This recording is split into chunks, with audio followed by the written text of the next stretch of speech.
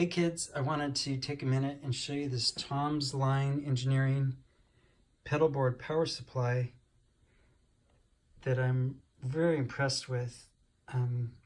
My challenge was having a TC Helicon VoiceLive 3 Extreme requires 12 volts, 1 amp of power, and even some of the expensive units like Voodoo Labs and things costing more than, between $100 and $200 didn't provide the 12 volt 1 amp that I needed.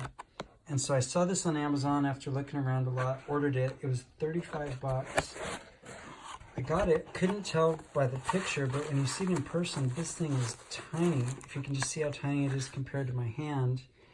And then I'll compare it to a standard size pedal. It's like just miniature. And so I'm like, is this thing even gonna work? And it actually worked fine. You can see it's got two 12 volt 1 amp outputs. It's got an 18 volt output, and then it's got a bunch of 9 volts for standard pedals, a bunch of 100 milliamp outputs, as well as a 1 amp output. So, and you can see it just was packaged real nice, came with its own power supply to power it, as well as a bunch of cables to hook up your pedals, and some European adapters. And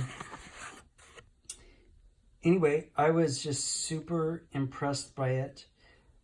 There is, I think, some applications that require individually isolated power outlets, and I'm not sure if this is truly isolated or not.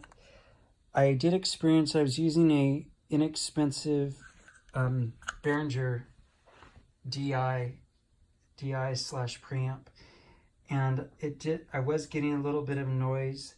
I switched it to balanced inputs and outputs, and the noise went away, so it was totally workable.